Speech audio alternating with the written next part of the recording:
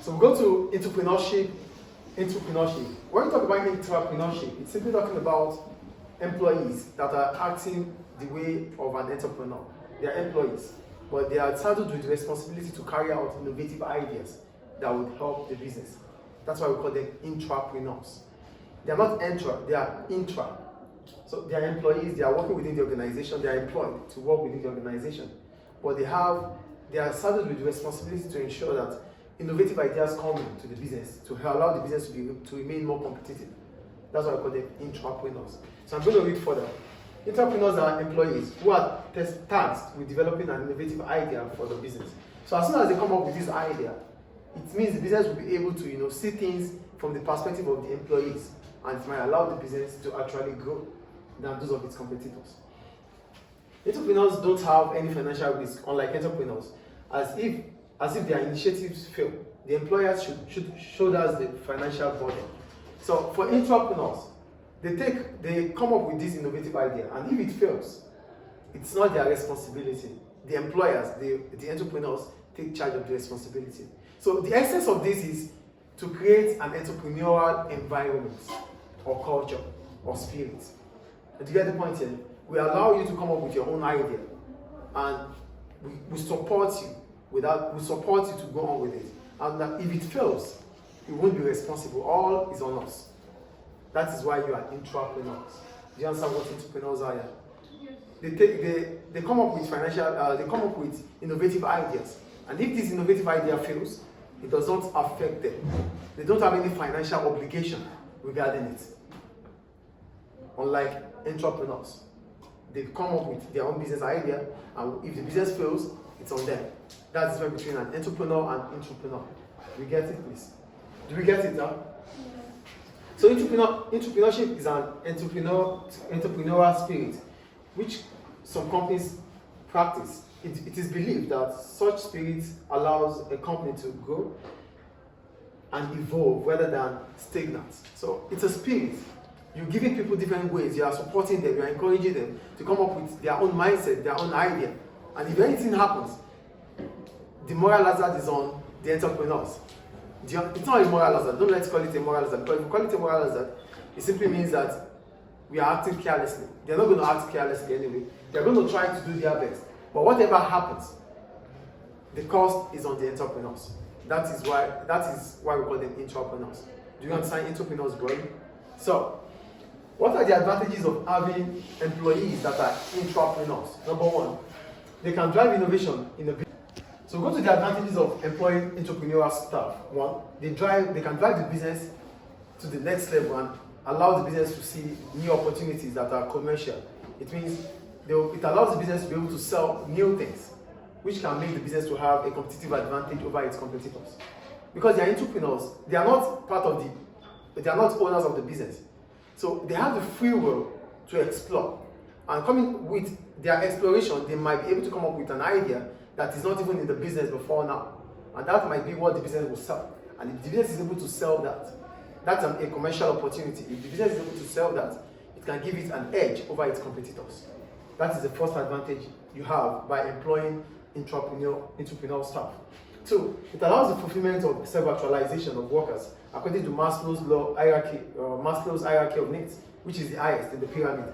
For Maslow, he said workers wants to ensure that each needs are satisfied, and the highest of their needs is self-actualization, becoming the best version of themselves. With entrepreneurial skills, or with encouragement through entrepreneurs, with entrepreneurial spirit, individuals can actually self-actualize. They can reach that level because whatever they have in mind, they'll be able to put it in practice without any financial risk involved. So this will bring about self-actualization. Do you get the point or not? There's self-actualization, which is amongst the hierarchy of needs of Maslow, and it's the top, which every individual would want to reach. So being able to become an entrepreneur in an organization might allow you to self-actualize. So your self-actualization could come because now you can explore without even taking any financial risk. That will make workers to be happy. Do you get it, please? The third one, it allows the business to keep hold and improve its reputation. Because you're allowing your workers, you're giving that entrepreneurial skills spirit within the work environment and within the work culture, it means your reputation will be intact. And that could make a lot, that could even be your PR, your public way of relating with people. Because every workers will talk, will refer you, will even encourage other workers to come to your organization because you give them the chance to explore. And that can improve the reputation of the business. The next one. Okay, I think that's the last one anyway. It allows individuals the opportunity to be creative without having to meet the cost of failure. This may improve their job satisfaction.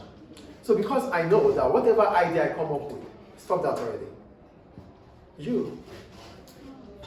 Because I know that whatever idea I come up with, I'm not at any financial obligation in case it goes bad. So that would actually make me to be happy, and that is job satisfaction. There's job satisfaction, which means there's job enrichment, job enlargement, job rotation. All these things allow workers to be more happier at workplace. So because we are given that chance to explore, that might make us be happy within the workplace. And that's another advantage. And when you have workers that are happy, they would want to stay. They won't want to leave your organization for your competitors. So that reduces staff turnover. The numbers of workers that leave your organization. Because yet they are happy, there's no point leaving. Is it clear? Any question about entrepreneurship? So we go to the barriers of entrepreneurship. What are the reasons why we might not be able to become an entrepreneur? Number one, lack of finance. Many are unable to start up their own business because they lack funds. They don't have the financial capability to start it. Oh, I want to start a business, but I don't have the money to start it. So lack of funds might bring about not starting your own business. Do you understand the first point here? The second one, lack of entrepreneurial capacity. You need skills and characteristics to be able to succeed, to be able to be successful. So if you lack those skills and characteristics, you might not be able to start up your business. And if you do, you might quickly fail. Do you understand the second point here? The third one, becoming an employer. Because as soon as you become an entrepreneur, there's opportunity cost. That is the point. There's always going to be an opportunity cost. Because as soon as you start your own business, you have to stay with your business. You can no longer be an employee. So you're not going to be paid. You would rather be paying people. So becoming an employer holds a lot of responsibility, such as paying your employees, training them, complying with different legislation. This legislation is not your business if you are an employee. But because you become an employer, all these things have to be done and might be difficult. As a result of that, you might think of not starting your own business. Do we understand barriers here? Do we understand, please? The next one, legal barriers. A lot of red tape, bureaucracy, a lot of paperwork. You have to go there, go here, go there. It's going to take a lot of time. You need memorandum of association, you need article of association. You need a lot of paperwork. And this might discourage you from starting up your own business. You rather just take up your CV, get a job, and save yourself the headache of going on through these bureaucracy. Do you get it? Lack of risk. Lack of idea. A lot of people may like to start their own business, but they don't have the original idea. You need to, because an entrepreneur is that individual who comes up with a business idea and wants to make money out of it, right? So it means you have to find out the gap in the market and cover up the gap by selling. But if you don't know the gap, if you can't find out the gap, if you don't have idea about the business, then you cannot start it. So a lot of people want to be their own boss, want to start their own business, but they don't have the original idea. So that takes them back. That makes them not to be able to start the business. Do you understand lack of idea? Are you here? Find me here. Is it clear, please? Is it clear, please? Yes. Aversion of risk. Many people are scared. They don't want to take that risk. So they rather just put it aside. No. Because starting up your business involves risk. You're going to lose your money if the business goes bad. But if the business goes well, if the business succeeds, you have a name for you make a name for yourself.